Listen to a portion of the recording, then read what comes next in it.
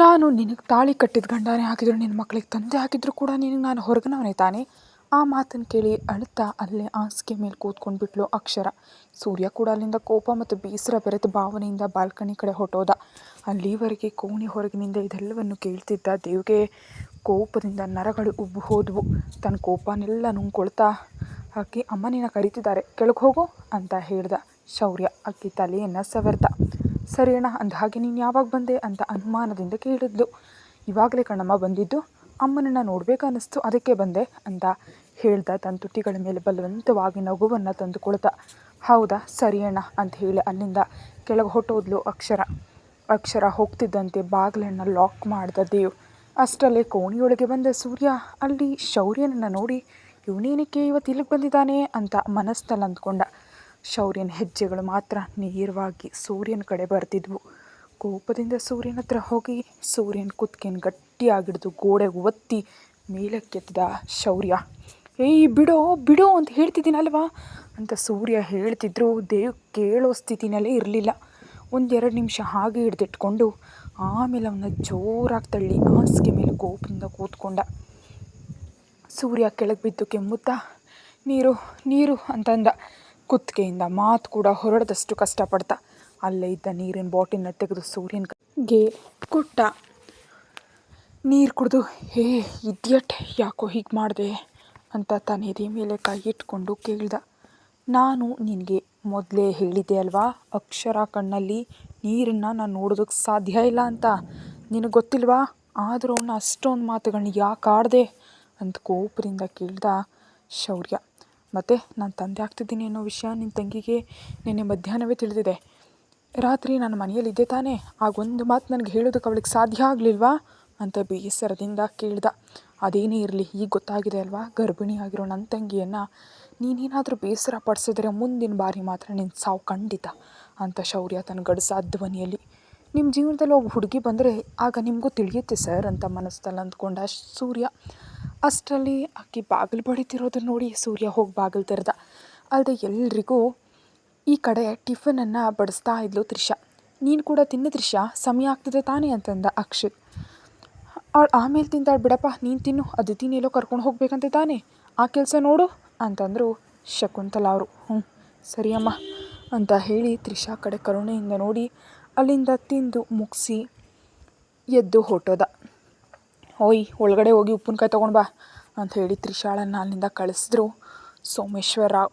ಅತಿಥಿಯಲ್ಲಿ ಅಕ್ಷಿತ್ ಇಲ್ಲದೆ ಇರೋದನ್ನು ನೋಡಿ ಉಪ್ಪಿನ ಡಬ್ಬಿ ತೆರೆದು 2 ಸ್ಪೂನ್ ಉಪ್ಪನ್ನು ತೆಗೆದು ಉಪ್ಮಾದಲ್ಲಿ ಹಾಕಿ ಚೆನ್ನಾಗಿ ಬೆರೆಸಿ ತನಗೇನು ತಿಳಿದವಳಂತೆ ಎದ್ದು ಹೋಗಿ ಕೈ ತೊಳ್ಕೊಂಡು ಸಿದ್ಧವಾಗೋದಕ್ಕೆ ತನ್ನ ಕೋಣೆಗೆ ಒಟ್ಟು ಹೋದ್ಲು. ಉಪ್ಪಿನಕಾಯಿ ತಂದ ತ್ರಿಷಾಳನ್ನು ನೋಡಿ ಬಂದು ಬಡಿಸು ಅಂದ ಸೋಮೇಶ್ವರರಾವ್ ಪೊಗರಿನಿಂದ.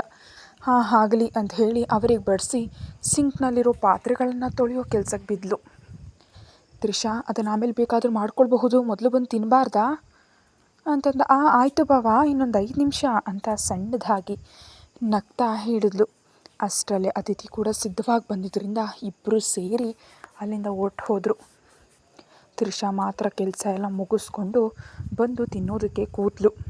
ನಿಜಕ್ಕೂ ಜ್ವರದ ಕಾರಣದಿಂದ ತುಂಬ ಸುಸ್ತಾಗಿದ್ದಾಳೆ. ಸ್ವಲ್ಪ ತಿಂದು ಮಾತ್ರೆಗಳನ್ನ ತೆಗೆದುಕೊಳ್ಬೇಕು ಅಂತ ಅಂದ್ಕೊಳ್ತಾ ಉಪ್ಮಾ ಇಟ್ಕೊಂಡು ಒಂದು ತುತ್ತು ತಿಂದ್ಲು. ಬಾಯಲ್ಲಿಟ್ಕೊಳ್ತಿದ್ದಂತೆ ಉಪ್ಪುಪ್ಪಾಗಿ ಅನ್ನಿಸ್ತು ತ್ರಿಷಾಗೆ. ಛೀ ಅಂತ ಉಗಿದು ಬಿಟ್ಲು ಮುಖವನ್ನು ವಿಕಾರವಾಗಿ ಮಾಡಿಕೊಂಡು. ಅಲ್ಲೇ ನಿಂತು ಮಜಾ ನೋಡ್ತಿದ್ದ ಶಕುಂತಲಾ ಮತ್ತು ಸೋಮೇಶ್ವರರಾವ್ ತ್ರಿಷಾ ಅದನ್ನು ಉಗೀತಿದ್ದಂತೆ ಗದರ್ತಾ ಅವಳ ಮೇಲೆ ಕಿರ್ಚಾಡಿದ್ರು.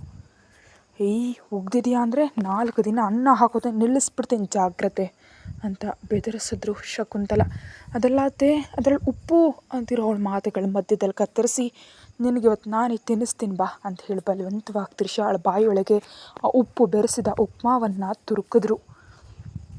ಅದನ್ನು ತಡೆಯೋದಕ್ಕೆ ಸಾಧ್ಯ ಆಗದೆ ವೇಗವಾಗಲೆಂದು ಹೋಗಿ ವಾಂತಿ ಮಾಡ್ಕೊಂಡು ಬಿಟ್ಲು ತ್ರಿಷಾ ಪಾಪ. ನಿಮ್ಮ ಜೀವನದಲ್ಲೂ ಒಬ್ಬ ಹುಡುಗಿ ಬಂದರೆ ಆಗ ನಿಮ್ಗೆ ತಿಳಿಯುತ್ತೆ ಸರ್ ಅಂತ ಮನಸ್ಸಲ್ಲಿ ಅಂದ್ಕೊತಾ ಇದ್ದ ಈ ಕಡೆ ಸೂರ್ಯ. ಅಷ್ಟರಲ್ಲಿ ಅವಳು ಹೆಂಡತಿ ಬಂದು ಬಾಗಿಲು ಬಡಿತಿರೋದು ನೋಡಿ ಸೂರ್ಯ ಹೋಗಿ ಬಾಗಿಲನ್ನು ತೆರೆದ. ಅಲ್ಲಿ ಅಕ್ಷರ ಕಾಣಿಸ್ತಿದ್ದಂತೆ ಸಣ್ಣದಾಗಿ ನಕ್ಕು ಪಕ್ಕಕ್ಕೆ ಸರಿದ. ಸೂರ್ಯನ ಜೊತೆ ಮಾತಾಡಿದೆ ಅಲ್ಲಿಂದ ಒಳಗಡೆ ಹೋಗಿ, ಅಣ್ಣ, ಅಮ್ಮ ಕರೀಲೇ ಇಲ್ಲ ಅಂತ ಹೇಳಿದ್ರು, ನೀನು ಯಾಕೆ ಹಾಕಿ ಸುಳ್ಳು ಹೇಳಿದೆ ಅಂತ ಕೇಳಿದ್ಲು ಸಣ್ಣದಾಗಿ ಮುಖವನ್ನು ಸಿಂಡರಿಸ್ಕೊಂಡು. ಸುಮ್ಮನೆ ಹಾಗೆ ನಿನ್ನ ಕಾಡಿಸೋಣ ಅಂತಂದ ನಗ್ತ. ಶೌರ್ಯ ನಗುವನ್ನು ನೋಡ್ತಾ ನಿಂತುಬಿಟ್ಲು. ಅಕ್ಷರ ಮತ್ತು ಸೂರ್ಯ ಇಬ್ಬರು. ಶೌರ್ಯ ನಗೋದನ್ನು ನೋಡೋದು ತುಂಬ ಅಪರೂಪ.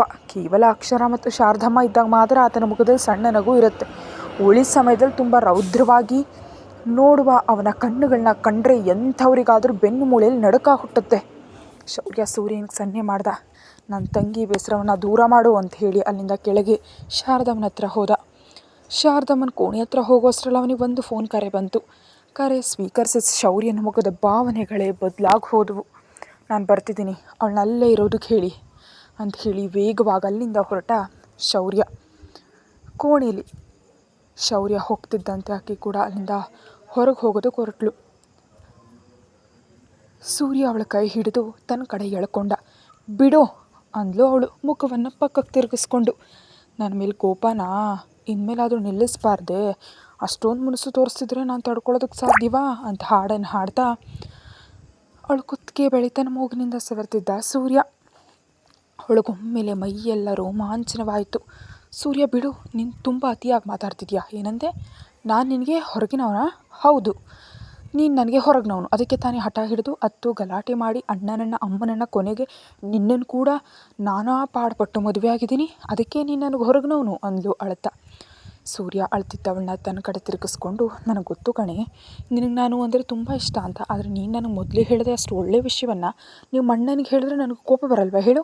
ಅದಕ್ಕೆ ಹಂಗೆ ಮಾಡಿದೆ. ಕೋಪ ಬಂತು, ಕೋಪದಲ್ಲಿ ಏನೇನೋ ಅಂದ್ಬಿಟ್ಟೆ, ಕ್ಷಮಿಸು ಬಂಗಾರ ಅಂತ ಸೂರ್ಯ ಕಿವಿ ಹಿಡ್ಕೊಳ್ತಾ, ಇನ್ನೊಮ್ಮೆ ಏನಾದರೂ ಹಾಗಂದ್ರೆ ಅದೇ ನನ್ನ ಜೀವನದ ಕೊನೆಯ ದಿನ ಅಂತ ಅವಳು ತನ್ನ ಮಾತನ್ನು ಪೂರ್ತಿಗೊಳಿಸೋ ಮುನ್ನವೇ ಆ ಮಾತನ್ನು ತಡೀತಾ ತನ್ನ ತುಟಿಗಳಿಂದ ಅವಳು ತುಟಿಗಳನ್ನ ಮುಚ್ಚಿಬಿಟ್ಟ ಸೂರ್ಯ. ಆ ಮುತ್ತಿನ ಪ್ರಯಾಣದಲ್ಲಿ ಜೊತೆಯಾದ್ಲು ಆಕಿ ಬೇಬಿ ಕೂಡ. ಇತ್ತ ಕಡೆ ಶೌರ್ಯ ಕೋಪದಿಂದ ತಾನು ಇರ್ತಿರೋ ಮನೆಗೆ ಬಂದ. ಅವನು ಬರುವಷ್ಟರಲ್ಲಿ ಅಲ್ಲಿ ಅವನ ಅಂಗರಕ್ಷಕರು ಒಬ್ಬ ಹುಡುಗಿಯನ್ನು ಕಟ್ಟಿ ಹಾಕಿದ್ರು. ಆ ಹುಡುಗಿಗೆ ಶೌರ್ಯನನ್ನು ನೋಡ್ತಿದ್ದಂತೆ ಒಮ್ಮೆಲೆ ಪ್ರಾಣ ಪಕ್ಷಿ ಹೋದಂತಾಯಿತು. ಶೌರ್ಯ ಇನ್ನು ಏನು ಮಾಡ್ತಾನೋ ಅನ್ನೋ ಭಯದಿಂದ ತಲ್ಲಣಿಸ್ತಾ ಬೆವರ್ತಿದ್ಲು. ಶೌರ್ಯ ತನ್ನ ಅಂಗರಕ್ಷಕರನ್ನ ನೋಡಿ, ನೀವೆಲ್ಲ ಹೋಗಿ ಅಂತ ಹೇಳಿ ತನ್ನ ಪ್ಯಾಂಟ್ಗಿದ್ದ ಬೆಲ್ಟನ್ನು ಬಿಚ್ಚತೊಡಗ್ದ. ಎಲ್ಲರೂ ಹೊರಡ್ತಿದ್ದಾಗ ಅವ್ರನ್ನ ತಡೆದು, ನಿಲ್ಲಿ, ಒಬ್ಬ ಮಾತ್ರ ಇಲ್ಲೇ ಇರಿ ಅಂತ ಗಂಭೀರವಾಗಿ ಹೇಳ್ದ. ಅವರಲ್ಲಿ ಒಬ್ಬನ ಮಾತ್ರ ಉಳ್ಕೊಂಡು ಬಾಕಿ ಎಲ್ಲರೂ ಹೊರಟೋದ್ರು. ಶೌರ್ಯ ಆ ಬೆಲ್ಟನ್ನು ತನ್ನ ಕೈಗೆ ಸುತ್ತಕೊಂಡು ಆ ಹುಡುಗಿಗೆ ಇಷ್ಟ ಬಂದ ಹಾಗೆ ಹೊಡಿತಿದ್ದ. ಸರ್ ಪ್ಲೀಸ್ ನನ್ನ ಬಿಟ್ಬಿಡಿ ಅಂತ ಅವಳು ಅಳುತ್ತಾ ಬೇಡ್ಕೊಳ್ತಿದ್ರು. ಅಷ್ಟು ಕರುಣೆನೇ ಇಲ್ಲದೆ ಅವಳನ್ನ ಹೊಡಿತಾನೇ ಇದ್ದ ಶೌರ್ಯ. ಅಲ್ಲಿ ಶೌರ್ಯನ ಕೋಪವನ್ನು ನೋಡ್ತಿದ್ದ ಅಂಗರಕ್ಷಕನಿಗೆ ಪ್ಯಾಂಟ್ ಒದ್ದೆ ಆಗುವಷ್ಟು ಹೆದರಿಕೆ ಆಗ್ತಿತ್ತು ಅವನ ಕೋಪಕ್ಕೆ. ಶೌರ್ಯ ಮಾತ್ರ ಎಷ್ಟಕ್ಕೂ ತನ್ನ ಕೋಪವನ್ನು ನಿಯಂತ್ರಣಕ್ಕೆ ತರ್ತಾನೇ ಇರಲಿಲ್ಲ. ಕೋಪದಿಂದ ಆ ಅಂಗರಕ್ಷಕನ ನೋಡ್ತಾ, ನನ್ನ ರಿವಾಲ್ವರ್ ತಗೊಂಡು ಬಾ ಅಂತ ಆಜ್ಞೆ ಮಾಡ್ದ. ಅವನು ಹೋಗಿ 2 ನಿಮಿಷದಲ್ಲಿ ದೇವ್ನ ರಿವಾಲ್ವರ್ ತಂದು ಅವನಿಗೆ ಕೊಟ್ಟ. ಶೌರ್ಯ ಅದನ್ನು ಕೈಗೆ ತಗೊಂಡು ಆ ಹುಡುಗಿಗೆ ಶೂಟ್ ಮಾಡೇ ಬಿಟ್ಟ. 5 ನಿಮಿಷದಲ್ಲಿ ಸ್ನಾನ ಮಾಡಿ ಬರ್ತೀನಿ, ನಾನು ಬರೋಷ್ಟರಲ್ಲಿ ಇದೆಲ್ಲವೂ ಸ್ವಚ್ಛವಾಗಿರಬೇಕು, ನನಗೊಂದು ಸಣ್ಣ ರಕ್ತದ ಕಲೆ ಕೂಡ ಕಾಣಿಸ್ಬಾರ್ದು, ಸಾಯಂಕಾಲ ಅಮ್ಮನವರೆಲ್ಲ ಬರ್ತಿದ್ದಾರೆ ಅಂತ ಹೇಳಿ ಅಲ್ಲಿಂದ ಓಡ್ತಾ, ಮತ್ತು ಮುಂದಿನದಾಗಿ ಇದರಲ್ಲಿ ಯಾರ್ಯಾರು ಸೇರಿದ್ದಾರೆ ಅನ್ನೋ ವಿಷಯ ನನಗೆ ಸಾಯಂಕಾಲದೊಳಗೆ ತಿಳಿಯಬೇಕು ಅಂತ ಹೇಳಿ ಅಲ್ಲಿಂದ ತನ್ನ ಕೋಣೆಗೆ ಹೊಟ್ಟು ಹೋದ ಶೌರ್ಯ. ಆ ಅಂಗರಕ್ಷಕ ಉಳಿದವರನ್ನು ಕರೆದು ಶೌರ್ಯ ಹೇಳಿದ ಕೆಲಸದಲ್ಲಿ ಮುಳುಗ್ದ. ಅದೆಲ್ಲ ಅದರಲ್ಲಿ ಉಪ್ಪು ಅಂತ ಅಂತಿರೋ ತ್ರಿಷಾ ಮಾತುಗಳನ್ನ ಮಧ್ಯದಲ್ಲಿ ಕತ್ತರಿಸಿ, ನಿನ್ನ ಮುಖಕ್ಕೆ ಇವತ್ತು ನಾನೇ ತಿನ್ನಿಸ್ತೀನಿ ಬಾ ಅಂತ ಬಲವಂತವಾಗಿ ಅವಳು ಬಾಯೊಳಗೆ ತುರ್ಕಿದ್ರಿಂದ ಅವಳಿಗೆ ತಡೆಯೋದಕ್ಕಾಗದೆ ವಾಂತಿನೇ ಆಗೋಯ್ತು. ಶಕುಂತಲ ಕೋಪದಿಂದ ತ್ರಿಷಾಳ ಜುಟ್ಟು ಹಿಡಿದು, ತಿನ್ನೋ ಅನ್ನೋವನ್ನ ವಾಂತಿ ಮಾಡ್ತೀಯೇನೇ ಅಂತ ಗದರ್ತಾ ಅವಳನ್ನ ಹೊಡೆದ್ಲು. ಆಕೆಗೆ ಸೋಮೇಶ್ವರರಾವ್ ಯಾವುದೇ ಅಡ್ಡಿಪಡಿಸಲೇ ಇಲ್ಲ.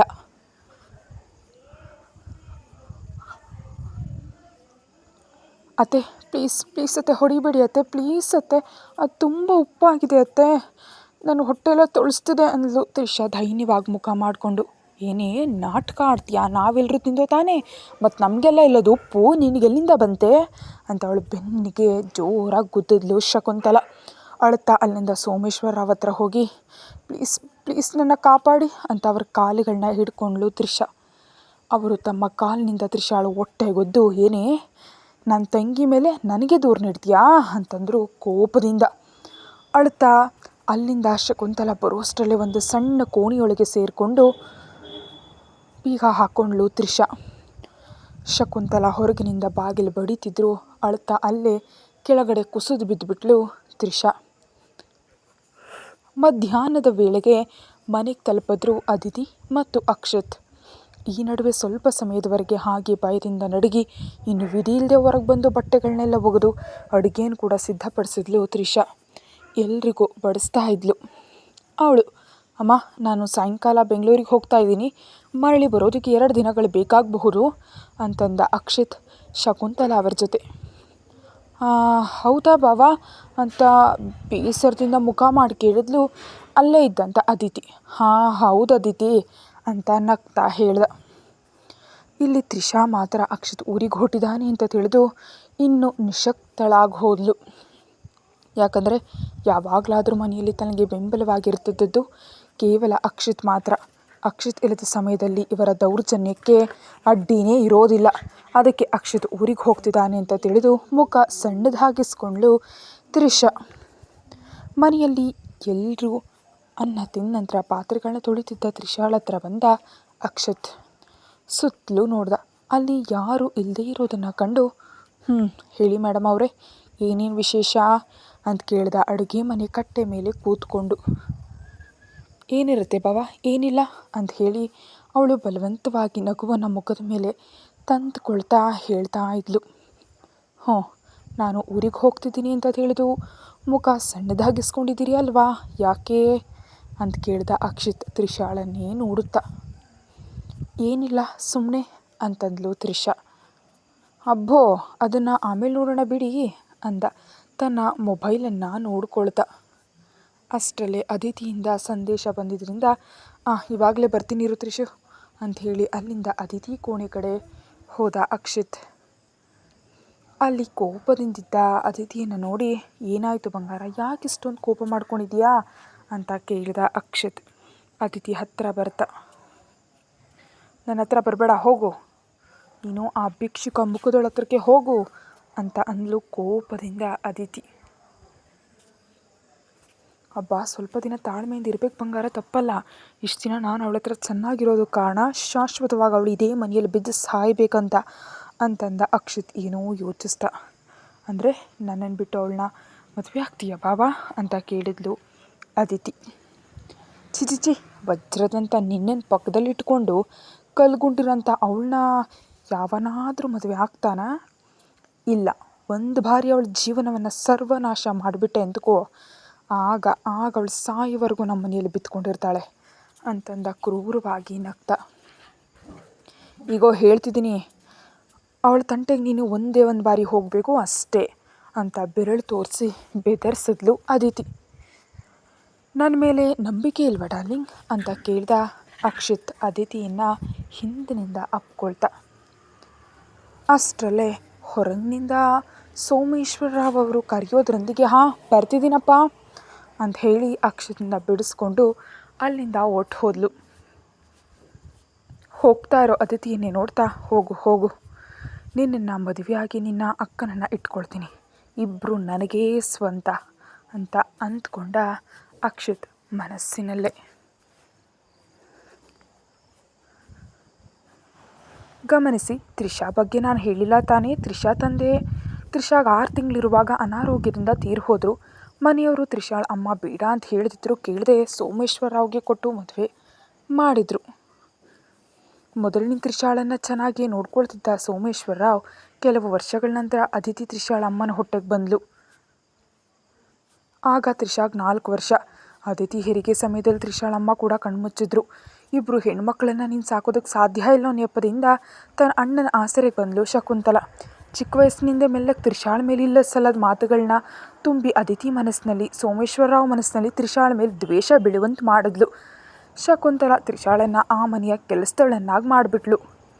5 ನಿಮಿಷದಲ್ಲಿ ಸ್ನಾನ ಮಾಡಿ ಬರ್ತೀನಿ, ನಾನು ಬರೋ ಅಷ್ಟರಲ್ಲಿ ಇದೆಲ್ಲವೂ ಸ್ವಚ್ಛವಾಗಿರಬೇಕು, ನನಗೆ ಒಂದು ಸಣ್ಣ ರಕ್ತದ ಕಲೆಯೂ ಕಾಣಿಸ್ಬಾರ್ದು, ಸಾಯಂಕಾಲ ಅಮ್ಮನವರೆಲ್ಲ ಬರ್ತಿದ್ದಾರೆ ಅಂತ ಹೇಳಿ ಅಲ್ಲಿಂದ ಹೊರಡ್ತಾ, ಮತ್ತು ಮುಂದಿನದಾಗಿ ಇದರಲ್ಲಿ ಯಾರ್ಯಾರು ಸೇರಿದ್ದಾರೆ ಅನ್ನೋ ವಿಷಯ ನನಗೆ ಸಾಯಂಕಾಲದೊಳಗೆ ತಿಳಿಬೇಕು ಅಂತ ಹೇಳಿ ಅಲ್ಲಿಂದ ತನ್ನ ಕೋಣೆಗೆ ಹೊರಟು ಹೋದ ಶೌರ್ಯ. ಆ ಅಂಗರಕ್ಷಕ ಉಳಿದವ್ರನ್ನ ಕರೆದು ಶೌರ್ಯ ಹೇಳಿದ ಕೆಲಸದಲ್ಲಿ ಮುಳುಗ್ದ. ಶೌರ್ಯ ತನ್ನ ಕೋಣೆಯೊಳಗೆ ಹೋಗಿ ಟವಲನ್ನು ತೆಗೆದುಕೊಂಡು ವಾಶ್ರೂಮ್ಗೆ ಹೋದ. ಶವರ್ ಕೆಳಗೆ ಎಷ್ಟು ಸಮಯ ಇದ್ದರೂ ಕೂಡ ಅವನ ಕೋಪ ನಿಜವಾಗ್ಲೂ ತಣ್ಣಗಾಗ್ತಾನೇ ಇರಲಿಲ್ಲ. ಇವತ್ತು ನೀನು ತಿಳಿಯದೆ ಮಾಡಿದ್ರು ತುಂಬ ಒಳ್ಳೆ ಕೆಲಸ ಮಾಡಿದ್ಯಾ ಸೂರ್ಯ. ನೀನು ಹೋಗದೇ ಇದ್ದಿದ್ರೆ ಅಕ್ಷರ ಇಲ್ಲೇ ಉಳಿದುಕೊಳ್ತಿದ್ಲು. ಆಗ ನಾನೇ ನನ್ನ ಕೈಯಾರೆ ನನ್ನ ತಂಗಿ ಪ್ರಾಣವನ್ನು ತೆಗೆಯೋ ಪರಿಸ್ಥಿತಿ ಬರ್ತಿತ್ತು. ಹೊಟ್ಟೆಯಲ್ಲಿ ಬೆಳೀತಾ ಇರುವಂಥ ಮಗು ಓ ಗಾಡ್ ಅಂತ ಮನಸ್ಸಿನಲ್ಲೇ ಅಂದ್ಕೊಂಡ ಶೌರ್ಯ. ಅರ್ಧ ಗಂಟೆ ನಂತರ ಹೊರಗೆ ಬಂದು ಶಾರದಾ ಅವರಿಗೆ ಕಾಲ್ ಮಾಡ್ದ. ಕಂದ, ನೀನು ಮಾಡಿದ ಕೆಲಸ ಏನೂ ಚೆನ್ನಾಗಿಲ್ಲ ಕಂದ. ಮನೆಗೆ ಬಂದು ಹೋಗಿದೆಯಂತೆ, ಕನಿಷ್ಠ ನನ್ನ ಭೇಟಿನೂ ಆಗಲಿಲ್ಲ. ಯಾಕೆ ಹೀಗೆ ಮಾಡ್ತಿದ್ಯಾ? ನಾನೀಗ ನಿನ್ನ ಹತ್ರಕ್ಕೆ ಬರ್ತಿದ್ದೀನಿ ಅಂತಂದರು ಶಾರದಮ್ಮ. ಅಮ್ಮ, ಈಗ ಅಗತ್ಯ ಇಲ್ಲ, ನಾನೇ ಮನೆಗೆ ಬರ್ತೀನಿ, 1/4 ಗಂಟೆಯಲ್ಲಿ ಹೊರಡ್ತೀನಿ ಅಂತಂದ ದೇವ್. ಸರಿ, ಬೇಗ ಬಾ ಕಂದ, ನಿನಗಿಷ್ಟವಾದ ಅಡುಗೆಗಳನ್ನೆಲ್ಲ ಮಾಡಿಸ್ತೀನಿ ಅಂತ ನಗ್ತಾ ಹೇಳಿದ್ರು ಶಾರದಮ್ಮ.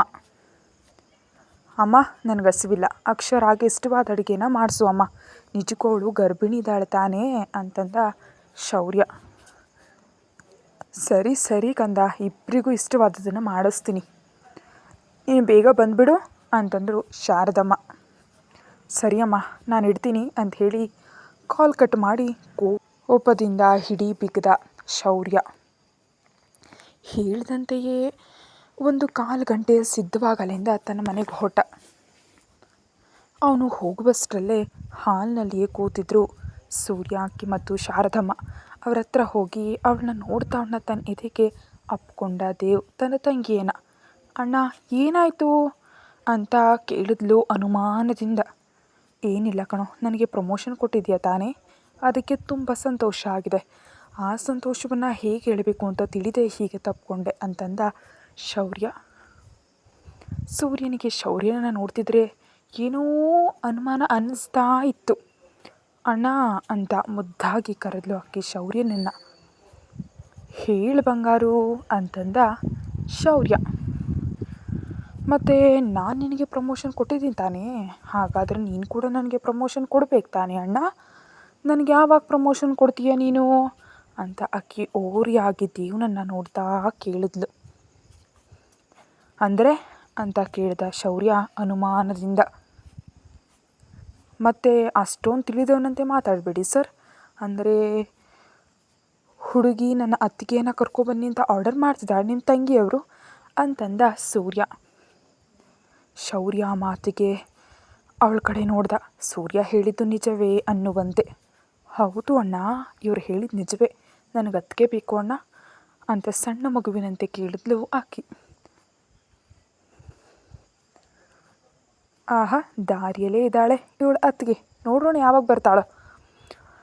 ಯಾವುದಾದ್ರೂ ಸಮಯ ಬಂದರೆ ಖಂಡಿತವಾಗಿಯೂ ಆಗತ್ತೆ ಬಿಡಮ್ಮ ಅಂತಂದ ಶೌರ್ಯ ಆಕೆ ತಲೆಯನ್ನು ಸವರ್ತ. ಸೂರ್ಯ, ನಿನ್ನ ಜೊತೆ ಮಾತಾಡಬೇಕು ಬಾ ಅಂತ ದೇವ್ ಮುಂದುವರಿಯುತ್ತಾ ಹೇಳ್ದ.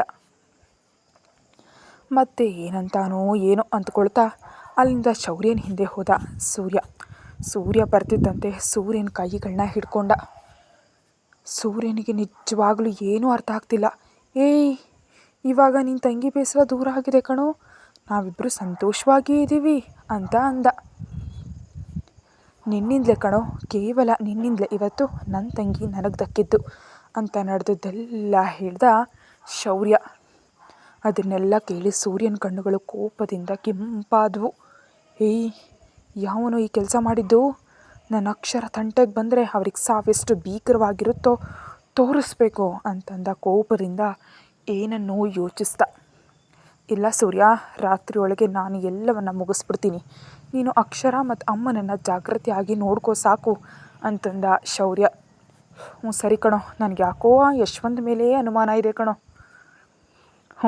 ಅದೇನಾದರೂ ನಿಜ ಆಗಿದ್ರೆ ಮಾತ್ರ ಅವನಿಗೆ ಬದುಕಿರುವಾಗಲೇ ನರಕ ಏನಂತ ನಾನು ತೋರಿಸ್ತೀನಿ ಅಂತ ಕೋಪದಿಂದ ಹೇಳಿ ಅಲ್ಲಿಂದ ಹಾಲ್ಗೆ ಮರಳು ಹೋದ ಶೌರ್ಯ.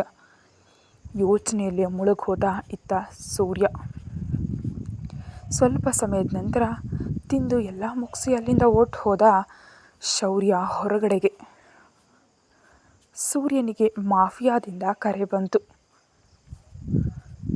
ಆ ಕರೆಯನ್ನು ಸ್ವೀಕರಿಸಿದ ಸೂರ್ಯ ಒಮ್ಮೆಲೆ ಆಘಾತಗೊಂಡ. ಆದರೆ ಅದನ್ನು ತನ್ನ ಧ್ವನಿಯಲ್ಲೇ ತಿಳಿಯದಂತೆ ಸರಿ, ನಾನು ಗೋಸ್ಟ್ಗೆ ಇನ್ಫಾರ್ಮ್ ಮಾಡ್ತೀನಿ ಅಂತ ಹೇಳಿ ಕಾಲ್ ಕಟ್ ಮಾಡಿ ಶೌರ್ಯನಿಗೆ ಕಾಲ್ ಮಾಡ್ದ ಸೂರ್ಯ.